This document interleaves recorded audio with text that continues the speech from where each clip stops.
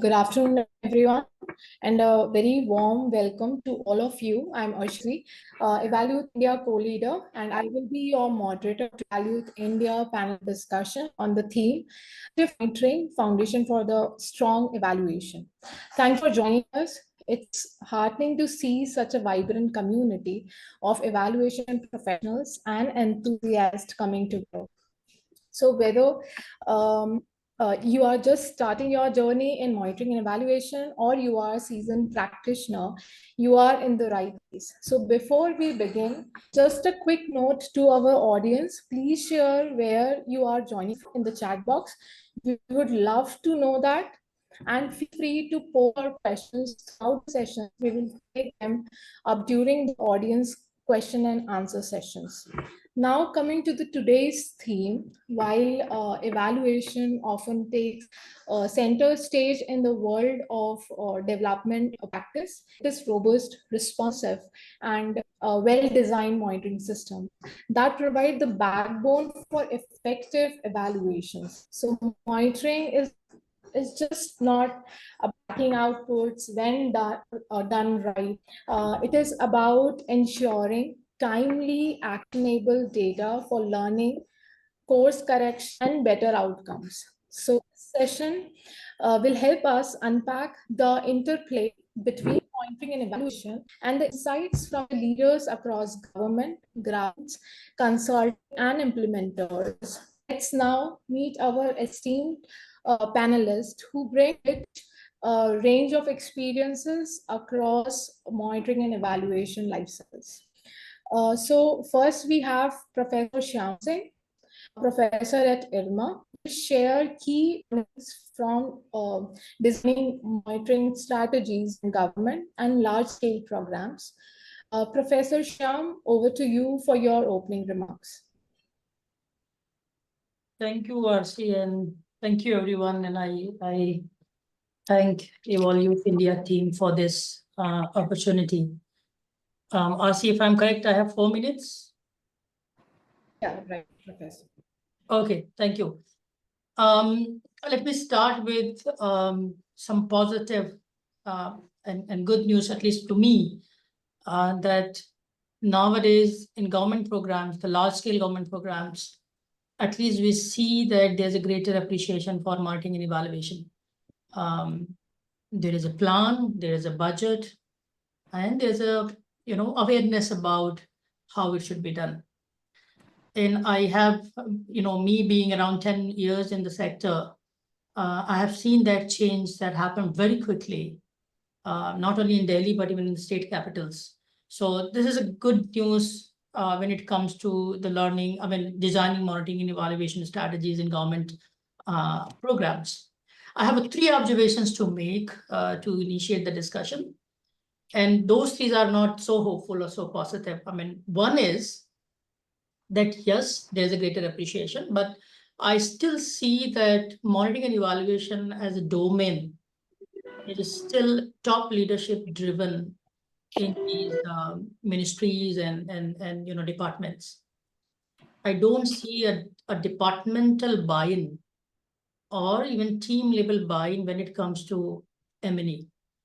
Whether it's about understanding, it's sometimes limited to MIS without any clarity how MIS should be used.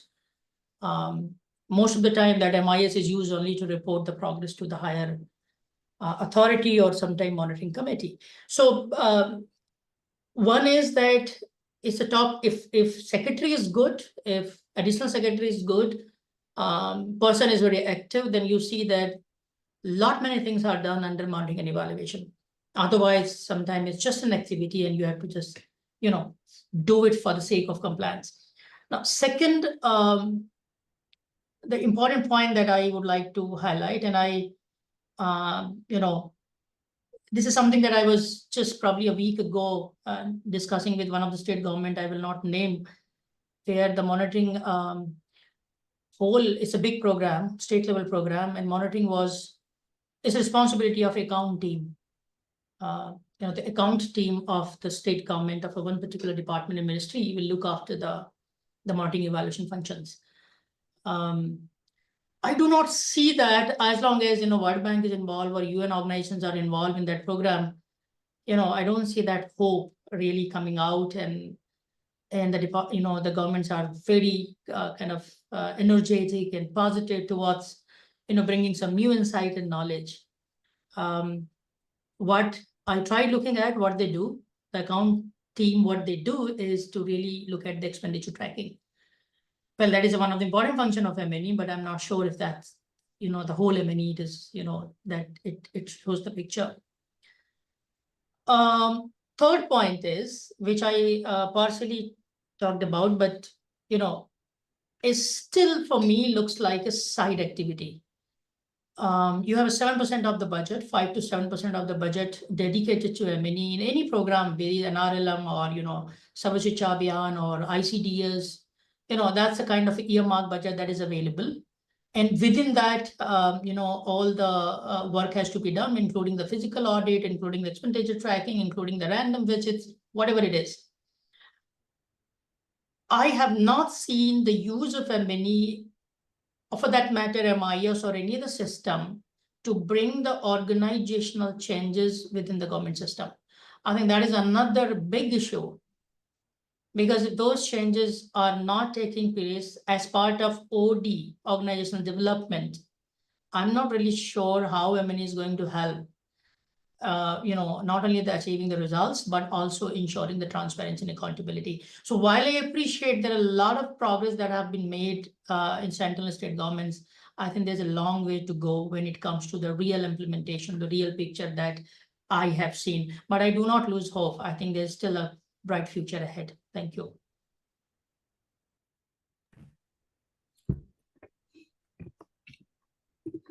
So thank you very much, Professor Shyam. So next, I would like to invite Mr. Abhishek Sharma, Deputy Vice President at Sambodhi, will speak on innovative monitoring using technology and participatory methods. So Abhishek, the floor is yours. Yeah, thank you so much, Arshee. And as Dr. Shyam Singh mentioned, I'm also very hopeful about the mini system because that basically is my bread and butter, and that's what we do for a living. So we are hopeful that all the evidence that we generate on a regular basis will be taken up by not only the implementation partners, but as well as the governments, the state governments, and the central governments to also drive change. With that hope, innovative monitoring, that was the topic, wherein we are also using technology and participatory methods. As we're all aware, with the advent of AI and machine learning these days, a lot of technology has actually come up, and we all are guilty of using ChatGPT and different kinds of softwares that are also available. While it has helped us in a big way, we also need to realize that it is basically man behind the machine who is using all of these technologies. So keeping that in mind, it has to be customized according to the requirements of the human beings, the community members that we are working with. The first component, which was innovative monitoring, to be honest, if all programs have a very strengthened sort of a monitoring mechanism in place, there is no evaluation that would be required at all. That is my take. If you have very good systems and a very well-defined key list of indicators that need to be measured over a period of time, which will call out different kinds of insights for the program at regular intervals. You don't need an evaluation per se at all. But as Dr. Shyam Singh also mentioned, these systems need to be embedded into the entire implementation model, and these systems need to be robust. Some of the challenges that we do face is that most of the times the KPIs, the key performance indicators, the key indicators are culled out at a very later stage in the program, sometimes even as late as the endline stage when the program would have ended. There's a lot of MIS data, as he also mentioned, is being collected by not only the government systems, but many other systems. In most cases, the MIS data, while it is supposed to report on processes, activities, output-related indicators, sometimes we are a bit over-ambitious and we try and capture outcome-related measurements as well. So, for example, in case of certain livelihood interventions, people would rather want to capture increased incomes in the household in the MIS data as well. which is, I think, far away from reality because, to be honest, there's a huge income module that usually is administered to capture household incomes, and that takes almost like 30-40 minutes. So keeping that sort of an information in an MIS data, I think it's not realistic. So that is one way. The other is looking into participatory methods. So what has been my experience is that most of the times the objective or the initiative is largely to collect information, analyze it, and report it. But we should go one step beyond it. There's a lot of conversation around inclusive and participatory methods being adopted in different designs. One of the reasons is that we are collecting a lot of information from the community and we are not giving them back anything in return. So there needs to be some sort of a feedback loop or a learning loop that needs to be ensured, wherein the community also feels that they own the data. They're also participating in that in the entire process of collecting data. So there needs to be an ownership and accountability also built into the data collection process. Uh, with the advent of different kinds of technologies, so I'm sure many of us would have heard about Kobo Toolbox, ODK, survey solutions, survey CTO, M-Water. And there are so many different digital tools that are being used these days. In fact, there are a lot of dashboards that are also being created. So most of us would have used Power BI and Google Analytics dashboards as well, which are very, very common these days and very have a very good interface also. But it is not only important to call out the information from the MIS data that we collect every now and then, but also try and relate it to the or give it a context, which will only happen if we have certain insights coming from the community. And the community is equally involved in collecting data, reporting data, and also synthesizing the information that is coming from the data. So I'll just cite a few examples. Let's say the government has come up with very good platforms such as an Avas Soft. Avas Soft, I mean, if you take the first part of that term, basically it deals with providing access to homes and affordable homes under Pradhan Mantri Awas Yojana. So those platforms have also been created when people can access the information related to their houses. When will they get the houses, at what stage is the construction, and so on and so forth. There are different kinds of apps that are also available. Say an NRLM would be using an app called a Loco S, wherein the banking correspondents, the women banking correspondents who are basically providing access to certain banking services in the remote areas or the remotest areas of the country, they have access to a tablet wherein they are able to transact amounts in their accounts, not only in their accounts but in the accounts of the other village or the community members, which is a path-breaking thing wherein they're using technology to further their objectives.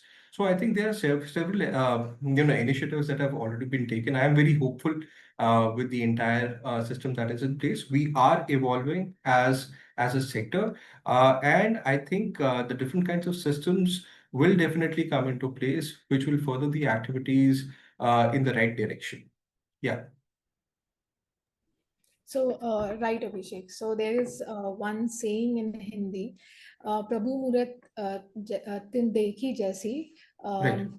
Yeah. So, like, if you're talking about analysts, if you're talking about evaluators, Yeah. and the young emerging evaluators and the senior evaluators, so they have different perspective related to these new technologies and the tech Yeah. we have discussed.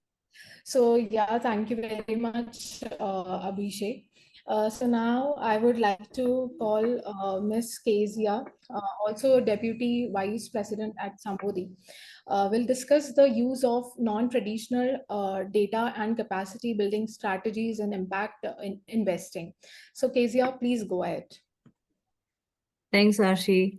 Hello, everyone. I'm Kezia, and I second the emotions that Abhishek and Professor Shyam has mentioned. We're all hopeful evaluators, and we have seen the sector evolving. And I'd particularly like to bring in the perspective, the understanding that I have had with the private sector, while I think Abhishek and Professor Shyam deliberated on the government side of it. I would like to bring a little newer, nuanced perspective around the private sector and how non-traditional data is being utilized, right? So like Abhishek mentioned, I think we are moving away from traditional evaluations. We're moving away from just accountability towards learning. And that is where the innovation in monitoring or innovation in evaluation also comes in. So why are we even talking about non-traditional data here is there are a couple of reasons that there was a need for us to evolve beyond the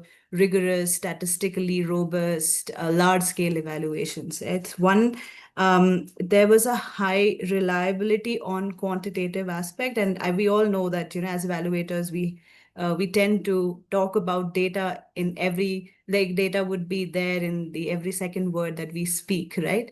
But when it comes to actually looking at the insights, we somehow miss the message, the nuanced messages, the voices from the field when we only look at data from 95% confidence level, or at a powered at a certain level. So that is where we come in to kind of break those silos. That's why there is a need for traditional data, non-traditional data. And by non-traditional data, what I mean is there are data which are private, which are publicly available, which are generated just by the virtue of it.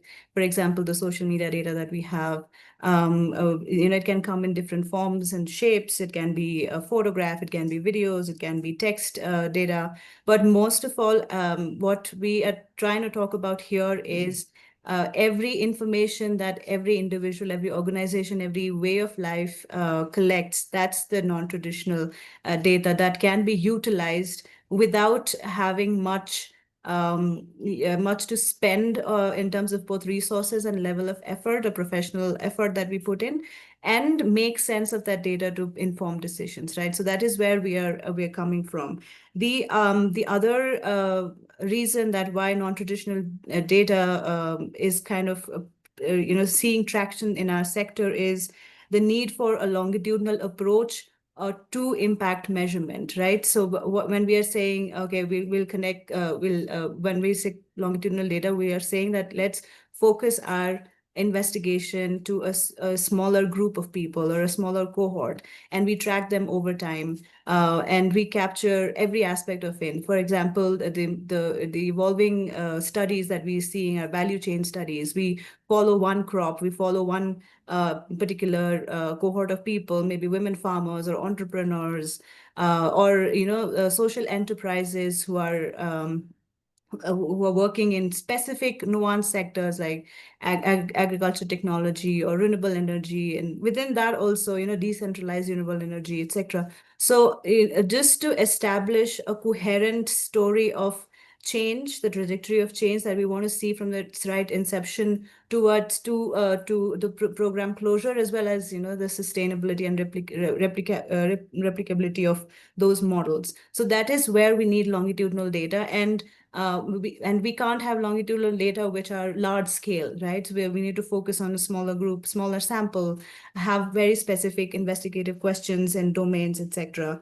The third bit where non-traditional data comes in is to have us inclusive approach to stakeholder interaction as well as transparency. We are talking about, for example, case study. It is very inclusive in the sense that we are spending time with a particular person or a particular for example, cold storage site. So we work a lot with decentralized cold storage systems, right, which are small scale, 5 metric ton, 10 metric ton, servicing 5 to 10 farmers. So that those 5 to 10 farmers become our core core people who we sit with, talk to, understand different enablers, barriers, challenges, etc., and then follow them throughout the project cycle. So it also emphasizes on stakeholder inclusivity and transparency. The other thing that triggers the use of non-traditional data is the sector that we work in is so complex, so complicated. I can, in my fingers count 3 or 4 organizations right now working in the same geography, in the same district, across the same line. So how do we actually say that this program has actually seen the return in social return or financial return on investment? So what do we need to do is to see and find a ways to blend our evidence together through a collaborative approach, and explore frameworks and measurement strategies which fits the best, rather than saying, okay, we are going to do a quasi-experimental with counterfactual design. So establishing counterfactual control groups are no longer possible. So in these kind of muddied interventions or multifaceted, complicated interventions, how do we actually make sense of what has worked? So testing those hypotheses comes in handy then, and these hypotheses can be tested using these non-traditional data sources. These are some of the enablers, or the factors that is pushing non-traditional data use in monitoring and evaluation to quite an extent. But what for me is important, and I've seen, is that monitoring and evaluation is not only about tracking the indicators, how many households, what proportion of households have increased, a reported increase in income, if it is outcome, or, received trainings, etc.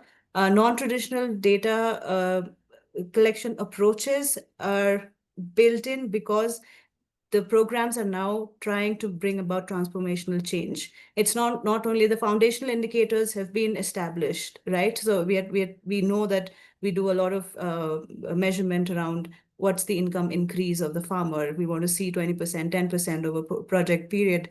But what after that, is it actually leading to a transformational change, or are we just saying that, household have increased income by 10%?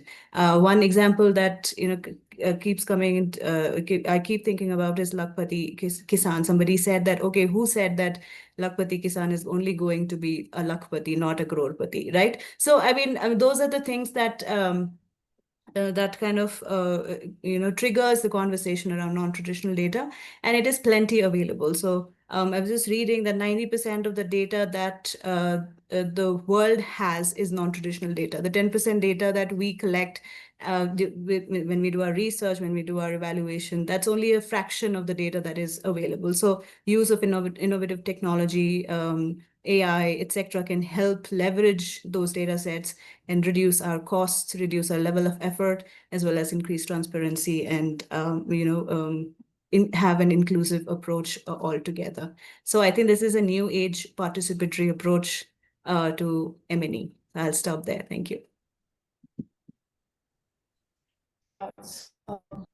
Thank you, Kezia, for bringing a very refreshing perspective on non-traditional data and capacity building. Your approach shows us the power of stepping outside the usual.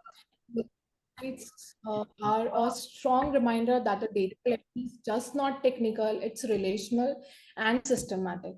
So thank you very much. So now moving ahead to our next speaker, Chintan Raj, a consultant to the government of Bihar, will reflect on how to enable decision makers to effectively use MEL data. Chintan, we are keen to hear from you. Over to you. Yeah. Yeah, hi. So I'll share about, a couple of things here that, at the outset, when we look at, what Dr. Shyam, Abhishek, Kezia have shared, these are like very interesting, different approaches to MEL. What probably we can add from, say the, public sector leadership perspective, when we are like looking at, say, how to make, say, political leaders or administrators or practitioner, different practitioners within the public sector leadership to take decisions or, act on MEL data. There are few just practitioner level insights at that level. So one is that there is a plethora of data that is coming in at present. To be honest, even though the data is coming in through public MISs, I mean government MISs, it's the many of the government leaders themselves may not always have the trust in the data, because as the saying goes, garbage in, garbage out. A lot of the government leaders, because we are insiders in the system, we are also aware that there is actually the veracity of data is not so good. We are aware about the ground realities. So the government at the government decision taker level, what first matters is to understand the sources of the data, where how was the MIS data fed in, and is it really trustworthy data or not, and which aspects of the MIS data is actually trustworthy. Like say certain data sets would be linked to financials and payments, or certain data sets would be linked to certain verifiable actions. So it really depends on the specific data source, and accordingly the trust is there in the public sector leaders, whether it's a political leader or a bureaucrat. Second issue is that when we look at government data, how the government itself also wants parallel feedback. So we have several ways of getting parallel feedback. So while the MIS of a certain scheme may show X or Y, there are also a lot of qualitative sampling feedback done from various other sources, and that really influences the right kind of decisions. So these actions actually are very important. Otherwise, just sometimes just a data point may not be of a lot of use.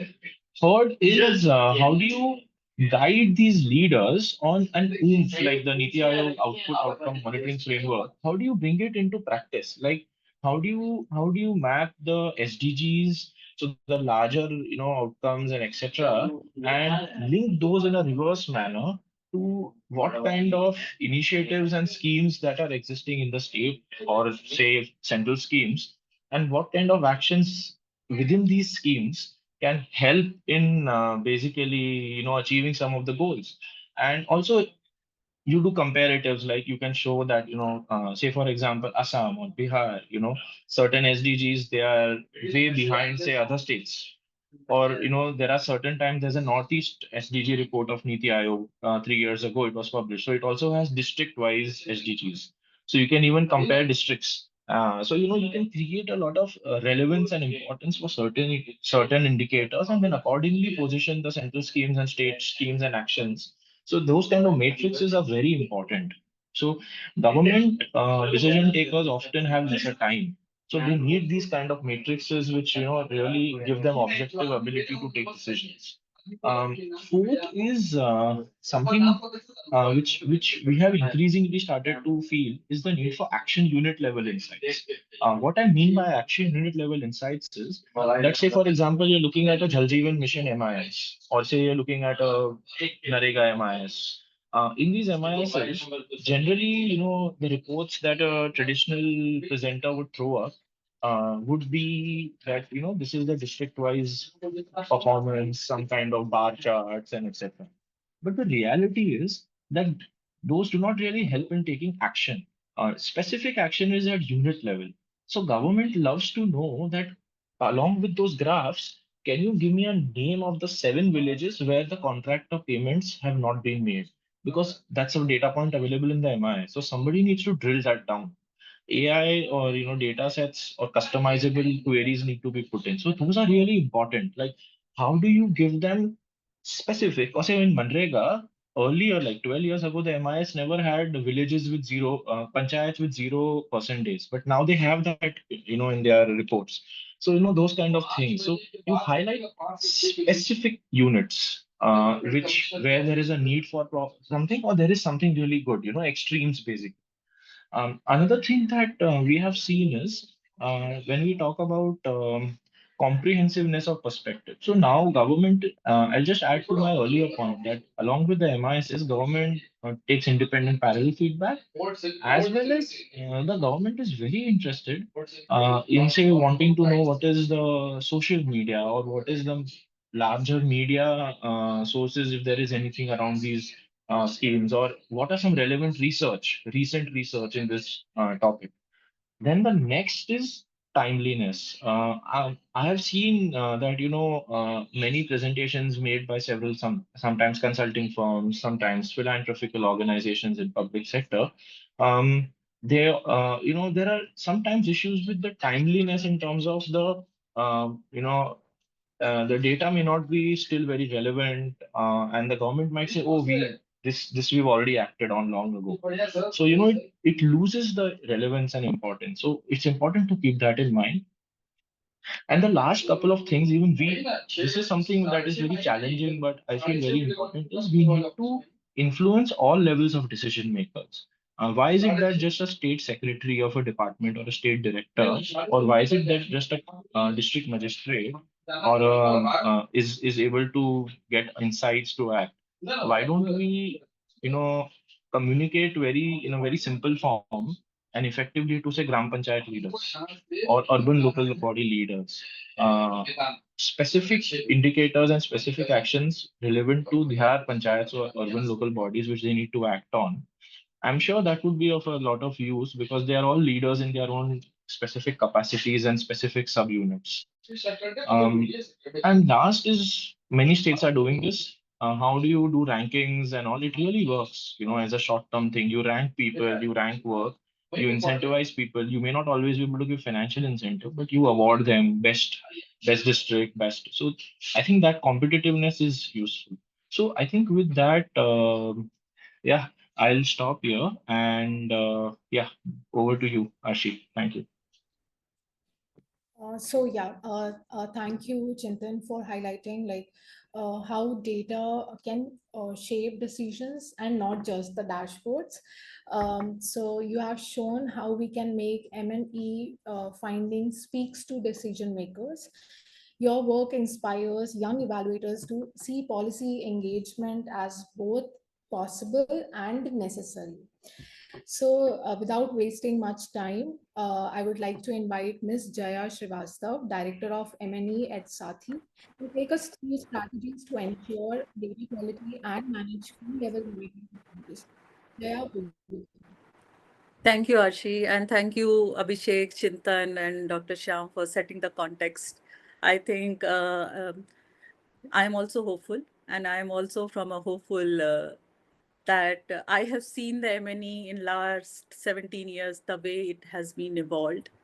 From a simple Excel sheet to a digitized system, we are way ahead, like in terms of innovations. We are having lots of system in place now, which is like working in terms of the data quality.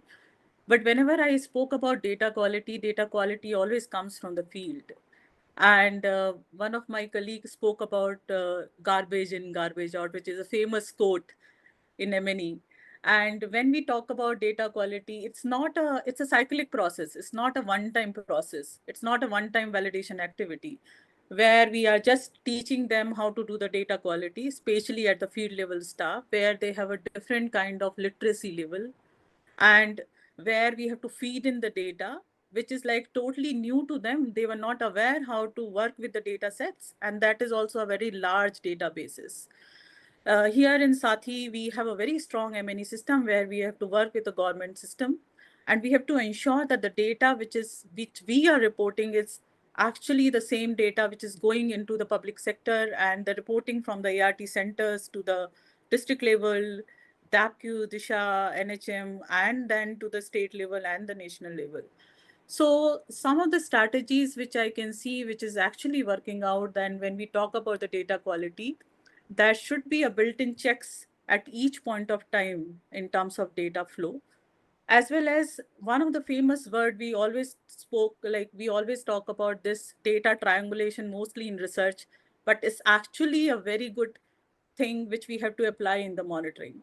We have a different sources. Whenever we talk about data, we always talk about the data which we are working on. Especially if we are in an NGO, we think that this is the data, is the actual data. But if the data is not going into the public sector data, it is not reported in the HMIS, it's not reporting at the ART center. The data is not reflecting whatever work you have done is not reflected into the impact level and the outcome level. So I always talk about that whenever we do the data triangulation, that always works. We have lots of system. We always registered the beneficiaries in our program, but are we having that kind of triangulation mechanism in our organization where we are triangulating our data sources with the government data sources? That is something that really, this is something really working in, working especially with the government sector. And then there should always be a feedback loops, like wherever we are doing any kind of reviews, it should not be like identifying the errors and the gaps in the field level data. It should be like a feedback which is given as a mentoring, like we are building their capacity how to do the verification, so that they will take that ownership. The field staff will take that ownership and accountability that yes, if I am reporting this data in this way, that is going to contribute into a larger level outcome and an impact. So that transparency, that accountability we can only bring if we will do some kind of real-time feedback loops has to be there, especially within the field team. And one of the things which is always working out whenever we do a joint visits with them, it should not be only to identify the gaps, it should also be to make the correction then and there, and to train them, to mentor them, to handhold them how to do those corrections.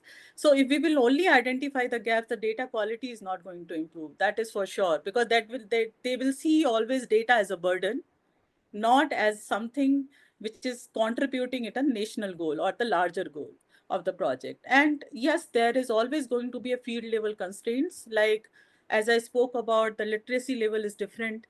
There is always going to be a vacant positions, which is always there.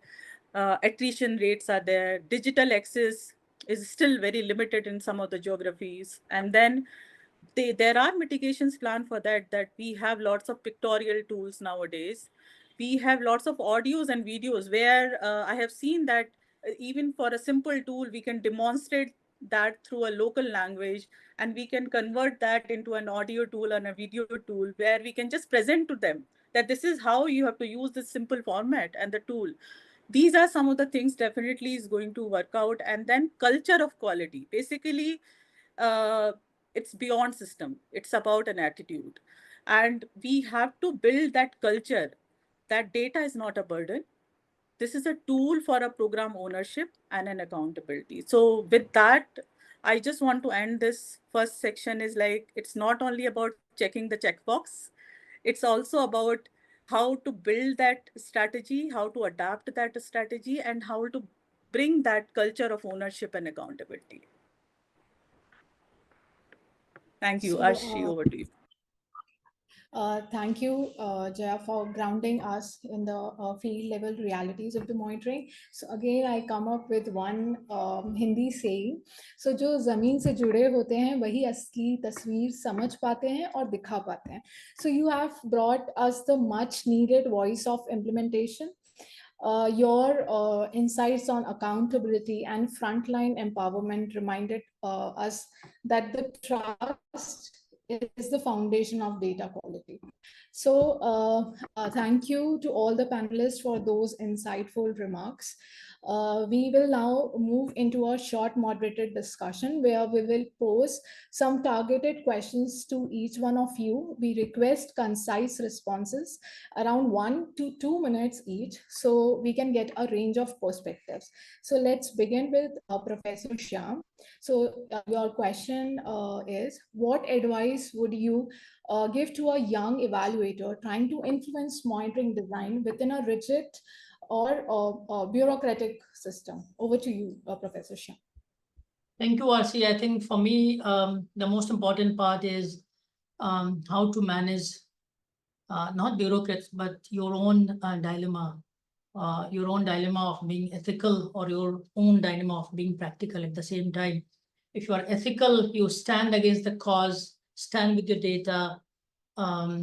Very soon you might be outcasted and cornered, and you may not get the second project because your findings, data, everything is not matching with what is being desired.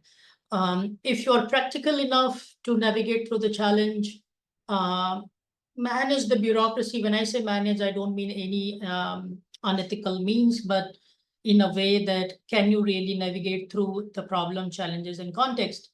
I think that's where you really learn the trick of the trade, meaning that you don't really compromise with what is there in your data or your finding, but at the same time, you are able to convince the policymakers. I will be a little bit blunt here. Your background also matters. I have seen literally in the same room, reasonably good work, a team being scolded, and sometimes I get away just because I'm a professor somewhere. And when I come outside the room, that team really looks at with a very, how come you got away? Or maybe you have a very, nice MBA or IIT background, and so background really matters, but that is something that you can't do much. I think one thing that I have been able to really experience, and I have been able to use it, is that do you have a proper understanding of the ground reality? At least to my experience, it saves all the time. Not all bureaucracy, whether it's a state bureaucracy or whether it's a non-state bureaucracy, meaning that there are a lot of development organizations, also multilateral organizations. There also they have a bureaucratic processes, but you can navigate through them if you have a better sound understanding of the ground. Not that every bureaucrats are bad or wrong, they understand the point. And if you really have a good evidence to back your recommendation, to back your findings, at the end of the day, they also come around. So I think managing that dilemma, being completely ethical, which is not possible in my mind, or being practical, and how much of it you're going to really, be at when you work with them. I think that is something, a skill that you need to really, being a young evaluator, you need to really negotiate with. Thank you. Yeah, so true, Professor Shyam. So keeping the time in mind, I'm quickly moving towards Abhishek. So your question is, what are the biggest misconceptions people have about using digital tools in low resource settings? Yeah. Abhishek. So the moment you mention low resource, I think that is one of the major constraints because most people think that technology is going to be expensive and difficult to use. We all, I think, would have had this experience wherein we are falling short of patience, especially when we are interacting with our parents to teach them new technologies that have come about in today's world. Yeah, so that is the first thing that comes to everyone's mind. One is it's not going to be cost effective and difficult to use, which I don't think is I mean there is evidence to the contrary here. In fact, if you see one of the major misconceptions is that if it is digital, that you would need access to internet, which is again not true. In fact, many of the data collection platforms that we use these days, all of those platforms have offline data collection modules, which later, at any point in time, connected to the internet, all the data gets uploaded onto a particular server. Besides this, there are many other systems that have been deployed by the government also, wherein there are different checks and balances that have been ensured to not only look at the data quality, but also whether the same data is getting uploaded onto the servers at regular intervals in time. So with the required training and regular follow-up capacity building sessions, I think this is pretty much feasible. So you don't always need internet. You have different platforms that have proved that internet is not a prerequisite, though at certain levels you would definitely need to upload this onto the servers. The second is again, it is technology is not everyone's cup of tea, so everyone struggles with it. But again, with different capacity building sessions, not only one-time sessions, but regular follow-ups, and creating that community wherein the dissemination could happen or co-learning can happen from your peers. I think that is a better approach in navigating through these kinds of challenges. The third one is wherein one feels that one size would fit all, right? So there are certain, as Jaya was also mentioning, there's certain amount of customization that would also be required depending upon the language, the local context. Right. So if that is taken care of, then technology is easier to adopt, easier to use, and people are more willing to adopt it. Also looking at, the different kinds of challenges in terms of the high costs. Luckily, in the development sector, when we're talking about, most of these are driven by the government systems. So in this case, most of the times people don't have to pay anything to use technology. At the same time, if we look at the other players who are working in the social development space, they usually come up with these technology interventions. And again, the beneficiaries of the project participants do not have to pay anything at all. The good thing about technology is that once it has been innovated, evolved, right, the purchase, I mean, the cost also comes down pretty decently after a given point in time. And there might be multiple players who might be creating the same product. So there's enough competition in the market to also ensure that we have reasonable costs attached to these kinds of technologies. So uh, basically, I feel, based on my experience, the myth of technology being expensive and not easy to use, I think it's a misnomer, and one should definitely not fall for it. Definitely, Abhishek. So my next question is to Kezia. What's been the most surprising or unexpected insights you have discovered through non-traditional data? Over to you, Kezia. Thanks, Arshee. I think I have 3 to 4 points, very precise. And these are all learnings from us using non-traditional data sources. The first one is the outliers do matter. Usually what happens is, in order to streamline some of the measurement strategies, we kind of tend to let go of the outliers, whether it be on the other side of the curve. But these outliers tell a lot of different stories. So I think non-traditional data helps us understand that. And I think the insights are sometimes, complementary. There are also times where these are not complementary to each other. There are, opposite insights that we gather. And then we do a deep dive into the issue or the particular find a particular way forward on that, whether it be programmatically or from an evaluation lens. So first thing is the outliers do matter. The second is that the enthusiasm that we have around traditional, non-traditional data, the thought process that we have, or school of thought, different school of thought. Some may be advocating for quantitative, some might be advocating for qualitative. So but here we are moving towards mixed methods. As we move towards mixed methods, it's not only about having a quantitative, qualitative, but it's also about utilizing what we have and reducing the duplicacy, which eventually leads to lesser level of efforts and lesser financial resources, because irrespective of whatever we say or however we want to term it, evaluation and monitoring and evaluation is an expensive task. So, how much can you shell, how much time do you have, matters quite a lot. And I think blending traditional versus non-traditional data is a way to go. And if you want to do just traditional and, or just look at non-traditional, there are gaps, there are challenges that we can see when it comes to interpreting the data. The third thing that I have seen is we have noticed as in while we use mixed data sources is the fact that that the evidence that we gathered can be channeled in a different way altogether. So there is a saying that if you want to collect data, you better know what you're collecting this data for, right? So I think making sure that we are cognizant, we're intentional about why we are asking this question. We have done studies which are 200-page questionnaire vis-a-vis 20-page questionnaire, and we'll only analyze those 3-4 indicators, right? So is it worth it? So that's the question that you, as an evaluator, have to question or have to think about. And these are some of the learnings that I've had that changed my perspective around using different data sources, going beyond the conventional mixed method or primary surveys and things like that. So yeah, those are some of the points and stuff. Thank you, Kezia.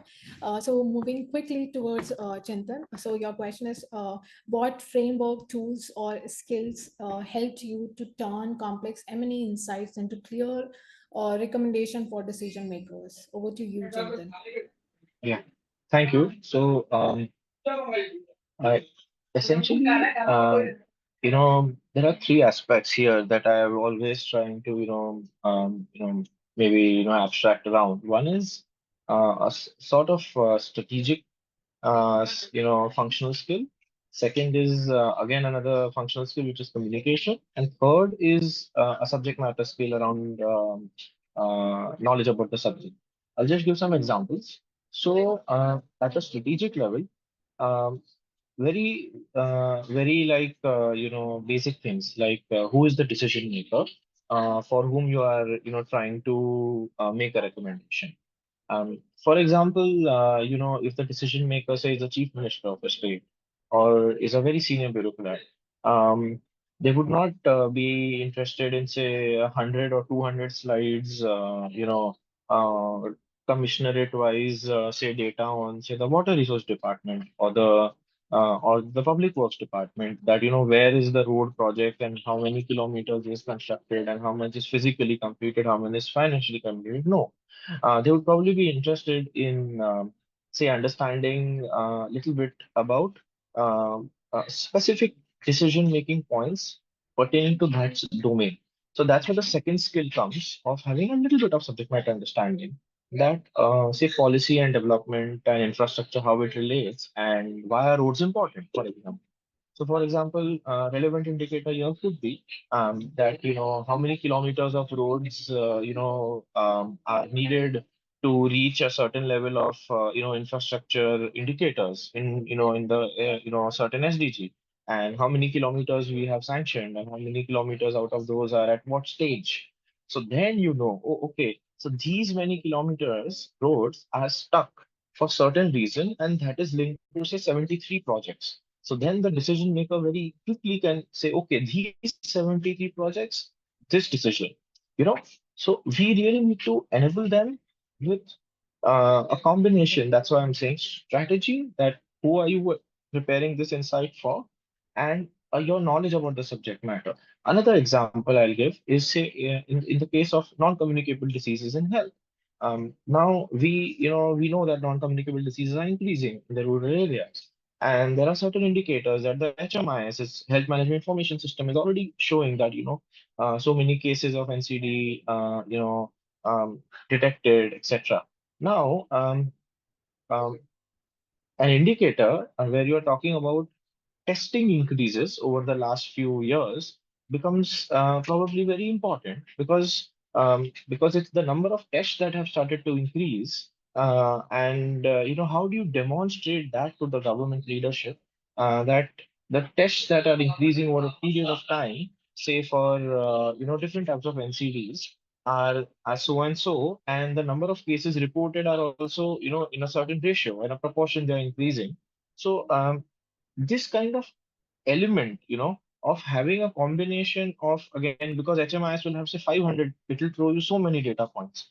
So you need to kind of have that subject matter understanding as well as a little bit of strategic understanding about who the person is. Again, I just repeating.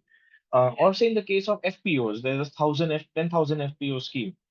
People often talk about, whenever they report on these 10,000 FPOs, I've seen they talk about FPO formed, members mobilized, the fund which was released, tranche one, tranche two, yes, no, and all. No, but people are not so much interested in these basic things. They are now interested in how many of them have started doing business, how many are doing revenue. So, it's about, again, reading the mind of the person you are preparing this for, and also having the subject matter understanding. I think it's combination of these two. I can go on and on with, say, 25 different examples where both of these things will eventually matter. So yeah, and other than this, basic things are useful, like okay, yeah, I'll just wrap up. So yeah. So it's basically these two, strategic and subject matter, which really come together very well. Thank you. Sure, yeah, sure, Chintan. So quickly moving to towards Jaya. So yeah, how you ensure accountability and promotion around data quality management staff.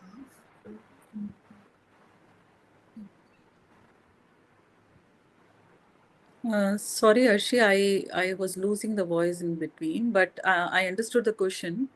So I think if we have to build a culture of accountability and ownership around the data quality, first of all, if we will treat data as a dialogue, not as a directive, I think this is something we have to always remember that. And we have to change the mindset, like we have to change the mindset from the reporting system to a learning system. So whenever we talk about reporting, the thing reporting comes with a mindset, okay, we have to report on something, and there are lots of factors contributing in that reporting word. When it comes as a learning mindset, our panelist also said that if we will talk about the learning mindset, it talks about capacity building, trainings related to the data quality. We have to also incentivize, like one of my colleagues said, that we have to also give them some kind of recognition if there is a best practices happening around the data. We have to also have this participatory verification. Somebody had said about that, that we have to always bring that transparency and strengthen the trust among the field staff which is there at the field.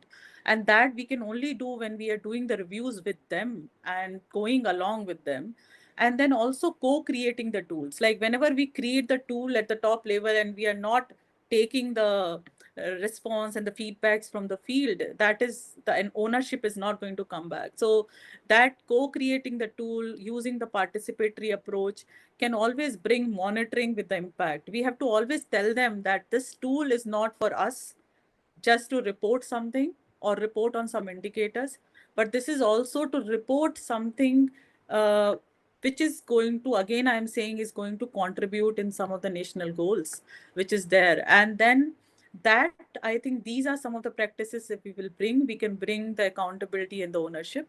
And we have lots of example, like in HIV sector, like where we are working on lots of process indicators in terms of loss to follow-up cases, bringing them onto the ART system and all.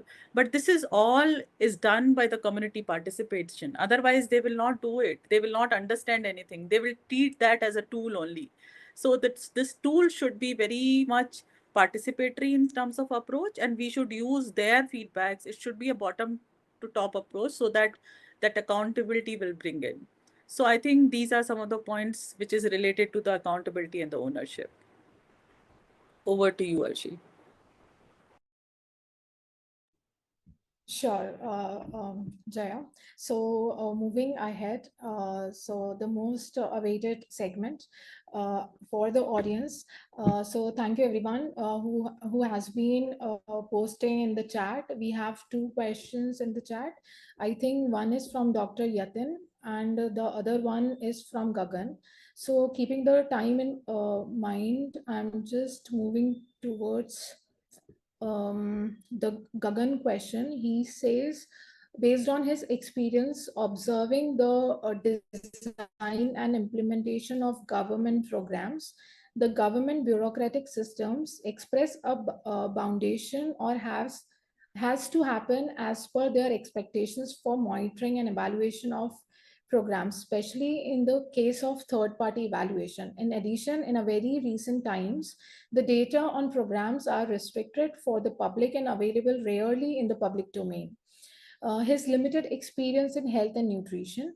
So how do we approach from here for promoting evaluation, especially for social welfare programs? So Kezia has already responded to his question. Jaya, would you like to comment on this quickly? Yeah, I think Kezia, as she has already mentioned, that we have to work together with them. It's not about we are evaluating their project.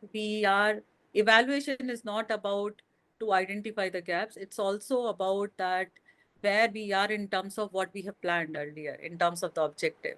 So if we will work together through the monitoring processes, that evaluation will be successful in that manner. And I think this third party will work then. So this should not be in silos. We have to work together with the system. Thank you very much, Jaya. So there is another question from Dr. Yatin. Why have accounting and auditing systems been expected as accountability and transparency tools, but monitoring evaluation are not accepted to same extent within any system? So Professor Shyam and Kezia, sorry, the Professor Shyam and Abhishek already answered this question, but there is one more query from him. How can we change this situation? So anyone from the panelists would like to comment on this? Yeah, I'll just take this question. I think the CSO voice has been heard quite a lot.